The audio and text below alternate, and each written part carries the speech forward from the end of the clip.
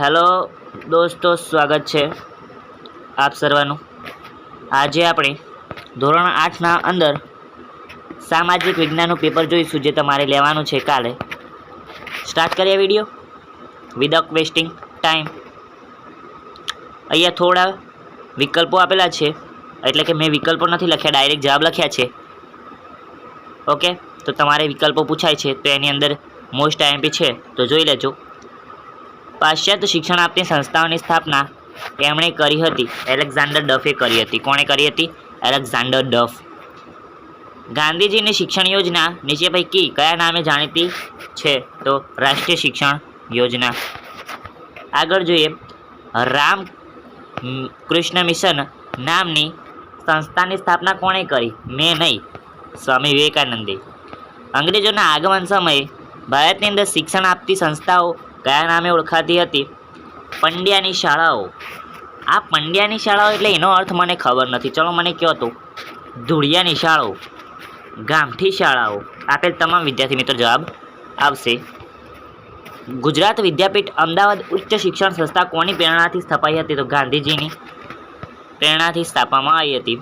ભારતની જૂની શૈક્ષણિક સંસ્થાઓ ઘટ્યા પાછળ કયા કારણને તમે જવાબદાર ગણશો? તો અંગ્રેજીના જાણકારને નોકરીની અંદર અગ્રતા। ઓકે, આગળ જોઈએ, બીજો પ્રશ્ન છે કે ટૂંકની અંદર ઉત્તર લખો। વિધવા પુનઃ વિવાહ અને બાળ લગ્ન વિરુદ્ધ બહુ મોટી સંખ્યાની અંદર ઝુંબેશ ચલાવનાર સમાજ સુધારકોના નામ? તો મહાદેવ ગોવિંદ રાનડે, ગોપાલ કૃષ્ણ ગોખલે, જ્યોતિરાવ ફૂલે। ચલો મને એ કહો, આ જ્યોતિરાવ ફૂલે એ છોકરી હતા કે છોકરો, એટલે કે સ્ત્રી ઓર પુરુષ, એટલે કે કોણ હતા? સ્ત્રી હતા કે પુરુષ હતા? એ તમારે મને કહેવાનું, ખબર તો હોવી જોઈએ ને। નામ ખબર છે, ભણો છો એમના વિશે તો ખબર હોવી જોઈએ ને। ના એટલે એમનું એ નામ તમે સાંભળશો તો ચલો કહેજો મને। એ તો સ્વામી વિવેકાનંદના ઉપદેશ જણાવો।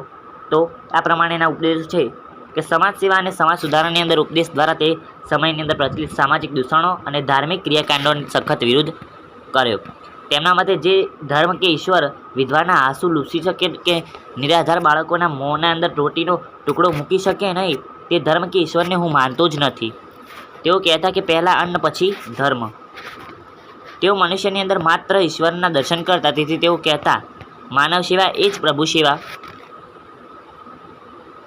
Service two mankind is service two God. જાગો અને ધ્યેય પ્રાપ્તિ સુધી મંડ્યા રહો, એટલે કે ઉઠો જાગો અને ધ્યેય પ્રાપ્તિ સુધી મંડ્યા રહો, એ વાક્ય છે। આ થોડી ટાઈપિંગની અંદર મિસ્ટેક થયેલી છે, તો ધ્યાન રાખી લેજો। આગળ પ્રશ્ન નંબર 3 નીચેના પ્રશ્નના ઉત્તર લખો। દાંડી કૂચ વિશે, ગાંડી નહીં દાંડી, માહિતી લખવાની છે। 1930ની અંદર ગાંધીજીએ જાહેર કર્યું કે મીઠાના અન્યાયી કાયદાનો ભંગ કરવા યાત્રા કાઢશે તેઓ। ગાંધીજી, અંગ્રેજ સરકાર મીઠા પર નાખેલો કર સૌથી વધુ અન્યાયી હતો, કારણ કે મીઠો એ પાયાની જરૂરિયાત કહેવાય, ખાટલાની નહીં, પાયાની। એ સમયે મીઠાના ADA, અહીંયા થોડું ADA એટલે ટાઈપિંગનો છે, એવું સમજી ના લેતા કે કંઈક લખેલું છે, કંઈક મતલબ ના એમને કે મીઠાના ઉત્પાદન અને વેચાણ પર અંગ્રેજ સરકારનો એકાધિકાર હતો। ગાંધીજી અને અન્ય રાષ્ટ્રીય નેતાઓ માનતા હતા કે મીઠા પર વેરો નાખવો પાપ છે, કારણ કે મીઠું એ ભોજનની પાયાની જરૂરિયાત છે। ફરીથી કહું છું, ખાટલાની નહીં, પાયાની। ઓકે, ગાંધીજીએ અમદાવાદના સાબરમતી આશ્રમની અંદરથી 12 માર્ચ 1930ના રોજ પોતાના સત્યાગ્રહ સાથે, ઓકે અહીંયા 78 લખાયું છે, એ પણ થોડું ટાઈપિંગની અંદર મિસ્ટેક છે, તો ધ્યાન રાખી લેજો વિદ્યાર્થી મિત્રો, સોરી, પણ જાતે ટાઈપ કરવું પડે છે, અને પાછું ફોનની અંદર, એવું નહીં કે કંઈ લેપટોપની અંદર, ફોનની અંદરથી ટાઈપ કરું છું, એટલા માટે થોડું થતું હોય છે।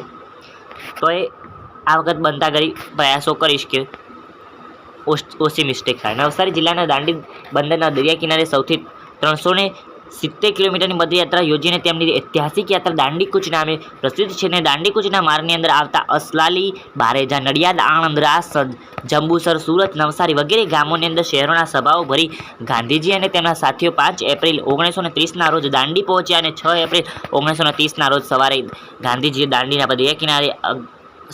દરિયા કિનારે સાગરની અંદરથી, અહીંયા અગર લખ્યું છે પરંતુ સાગર, કે સાગરની અંદરથી મુઠ્ઠી મીઠું લઈને મીઠાના કાયદાનો ભંગ કર્યો. એ સાથે તેમણે સવિનય કાનૂન ભંગની લડત શરૂ કરી. આના અંદર એક સરસ મજાનું વાક્ય પણ બોલ્યા હતા, તમને યાદ આવે તો કહેજો, મને યાદ નથી આવતું અત્યારે એટલા માટે. ઓકે, ગાંધીજીએ મીઠા ઉપાડ્યું હતું ત્યારે સરસ મજાનું વાક્ય બોલ્યો હતું કે પાયાની અંદર કંઈક ઉધેવ કે ઉપર કંઈ કીધું હતું, લગાડું છું. એ લડતની અંદર સ્વદેશી વિદેશી કપડાનો બહિષ્કાર, મહેસૂલ સહિતના કરવેરા ન ભરવા, દારૂબંધી, દારૂના પીઠા પર પેકેટિંગ, અસ્પૃશ્યતા નિવારણ, હિન્દુ મુસ્લિમ એકતા વગેરે રચનાત્મક કાર્યક્રમોની અંદર રાખ્યા હતા. લડતની અંદર ખેડૂતો, આદિવાસીઓ, સ્ત્રીઓ વગેરે મોટી સંખ્યાની અંદર ભાગ લીધો અને સરહદના પ્રાંતના વિસ્તારની અંદર સરહદના ગાંધી નામે જાણીતા બનેલ અબ્દુલ ગફાર ખાનના નેતૃત્વ નીચે નાકરની અહિંસક લડત લડવામાં આવી હતી અને અંગ્રેજ સરકાર હજારો સત્યાગ્રહીઓની ધરપકડ કરીને લડતને દબાવવા પ્રયત્ન કરેલો. અને ગાંધીજીની દાંડીકૂદથી ગુજરાતની અને ભારતીય પ્રજાની અંદર અભૂતપૂર્વ જાગૃતિ અને એકતા પ્રગટતા અને સમગ્ર દેશની અંદર મીઠાના કાયદાનો ભંગ કરવાના સત્યાગ્રહો શરૂ થયા. આગળ ખેડા સત્યાગ્રહ. ખેડા જોયું? મેં પણ નથી જોયું. સમજ્યા? ઓકે, સરદાર વલ્લભભાઈ પટેલની ભૂમિકા વિશે જણાવો. ખેડા સત્યાગ્રહની અંદર 1917ની અંદર ખેડા જિલ્લાની અંદર અતિવૃષ્ટિને કારણે પાક નાશ પામેલો. છતાં અંગ્રેજ સરકાર ખેડૂત ઉપરથી જમીન મહેસૂલ માફ કરવાને બદલે ઉઘરાવવાનું શરૂ રાખ્યું. મહેસૂલ માફ કરવા માટે અંગ્રેજ સરકારને ખેડૂતોએ અરજી કરેલી, પણ સરકારે કંઈ જવાબ જ ના આપ્યો. ખેડૂતો ગાંધીજીને મળ્યા. ગાંધીજી વલ્લભભાઈના સાથે રાખીને અને અંગ્રેજો સામે સત્યાગ્રહ કર્યો, જે ખેડા સત્યાગ્રહ તરીકે ઓળખાયો. ગાંધીજીએ ખેડૂતને કહ્યું કે સરકાર આપણી માંગણી ન સ્વીકારે તો આપણે મહેસૂલ ભરવાનું નથી. સરકારે મહેસૂલ ઉઘરાવવાની જપ્તી શરૂ કરી. એ સમયે સરકારે જપ્ત કરેલ એક ખેતરની અંદર ડુંગળીનો પાક તૈયાર થયો હતો. ગાંધીજીની સલાહથી મોહનલાલ પંડ્યા તેમના સાથીદારો સાથે ખેતરની અંદર ગયા અને ડુંગળીનો પાક કાપી લઈ આવ્યો. સરકારે મોહનલાલ પંડ્યાની ધરપકડ કરી અને 15 દિવસની અંદર જેલની સજા કરી. મોહનલાલ પંડ્યા જેલના અંદર છૂટ્યા અને બહાર આવ્યા ત્યારે લોકોએ સ્વાગત કર્યું. ગાંધીજીએ તેમને ડુંગળી ચોરનું બિરુદ આપ્યું. ડુંગળી ચોર. થોડું નામ સારું રાખ્યું હતું સારું. ઓકે, ડુંગળી ચોર ખરાબ લાગે યાર. ગાંધીજીને કહી આવવું પડશે મારે ટાઈમ ટેબલ કરીને કે થોડું સરસ મજાનું અલગ નામ રાખો તો મજા આવે. ગાંધીજીએ ખેડાના કમિશનને પત્ર લખીને જણાવ્યો કે જો નબળી સ્થિતિવાળા ખેડૂતોનો મહેસૂલ માફ કરવામાં આવશે તો સારી સ્થિતિવાળા સુખી ખેડૂતો મહેસૂલ ભરી દેશે. આખરે અંગ્રેજ સરકારે ખેડૂત સામે સમાધાન કરવું પડ્યું અને ખેડા સત્યાગ્રહ સફળ થયો. ખેડા સત્યાગ્રહથી ખેડૂતની અંદર જાગૃતિ અને નિડરતા આવી. લોકોની ત્યાગ શક્તિનો પણ પરિચય થયો. આ સત્યાગ્રહથી દેશની વલ્લભભાઈ પટેલ જેવા ફોલાદી, અહીંયા પોલાદી લખ્યું છે, ફોલાદી મનોબળવાળા, નિષ્ઠાવાન અને સમર્પિત નેતા મળ્યા. ટૂંકની અંદર જવાબ લખવાનો રોલેક્ટ એક્ટ. અંગ્રેજ સરકારે ભારતની અંદર રાષ્ટ્રવાદીઓ અને ક્રાંતિકારીઓ પર દમન ગુજારવાના ઉદ્દેશ્યથી ઇંગ્લેન્ડના કાયદા પ્રધાન રોલેક્ટ એક્ટ પર અધ્યક્ષપદ છે. ઈસવીસન 1919 રોલેક્ટ એક્ટ ઘડ્યો એટલે કોઈ બનાવવા નથી બેસી ગયા કે ચલો માટી કંઈ બીજું અલગ અલગ લાવો અને ઘડવાનું ચાલુ કરીએ, જે માટલા ગળે એમ નહીં, એવી રીતે ઘડવાની વાત નહીં. ઓકે, આ એક્ટ મુજબ અંગ્રેજ સરકારને શાંતિ અને સલામતીના નામે કોઈ પણ વ્યક્તિ કારણ આપ્યા વિના ધરપકડ કરવાની અને ખાસ અદાલતની અંદર કામ ચલાવવાની, તેને સજા કરવાની સત્તા આપવામાં આવી. આ એક્ટથી ભારતીયોનું વ્યક્તિગત સ્વાતંત્ર્ય અને વાણી સ્વાતંત્ર્ય છીનવાઈ ગયું. લોકોએ દેશ નેતાઓએ તેનો ભારે વિરોધ કર્યો. આને કાળો કાયદો પણ કહ્યો છે ગાંધીજીએ.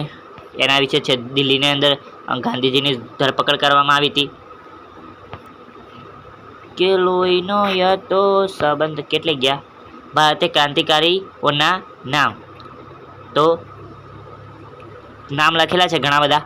વાસુદેવ બળવંત ફડકે, વીર સાવરકર, ચંદ્રશેખર આઝાદ, વારિન્દ્ર ઘોષ, ખુદરામ બોઝ, પ્રફુલ્લ ચાકી, દામોદર ચાફેકર અને બાલકૃષ્ણ ચાફેકર, રામપ્રસાદ બિસ્મિલ, અશફાકુલ્લા ખાન, સરદાર ભગતસિંહ, શિવરામ રાજગુરુ, સુખદેવ થાપર, બટુકેશ્વર દત્ત, રોશનસિંહ. ચલો એક વાત કહેતો, આની અંદર કયું નામ સરસ મજાનું રહી ગયું છે? અડધી પબ્લિકની અંદર તો એવું જ હશે કે ગાંધીજીનું નામ રહી ગયું. માની લીધું ગાંધીજીનું રહી ગયું છે, પરંતુ એક બીજો માણસ છે જેનું નામ રહી ગયું. ચલો મને કહેજો, હું નથી કહેતો તમને. કઈ ગુફાની દિવાલ પર ચિત્રો કુદરતી રંગોથી તૈયાર થયા હતા?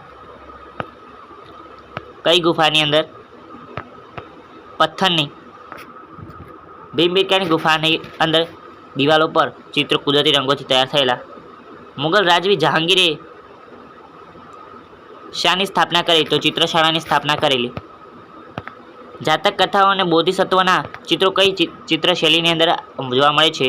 તો પાલ ચિત્રશૈલીની અંદર. ઓકે, બોધિસત્વ એટલે કે બૌદ્ધ જે ધર્મ રહ્યો ને એના અંદરથી, બૌદ્ધ ધર્મ પાળતા હોય એના અંદર, તો બૌદ્ધ ધર્મ રિલેટેડ ચિત્રો પાલ ચિત્રશૈલીની અંદર. કારણ કે પાલી ભાષાની અંદર પણ તેમનો જે પેલું કહેવાય ને મળ્યો હતો ને, કે પાલી ભાષાની અંદર ઉપદેશ આપવામાં આવ્યો હતો ને, એટલા માટે પાછો પાલી ભાષાની અંદર બૌદ્ધ હતા એમને પાલી ભાષાની અંદર ઉપદેશ આપેલો, અને પછી એટલે પાલ અલગ એમની ચિત્રશૈલી વિકસાયેલી. ઓકે, એટલા માટે.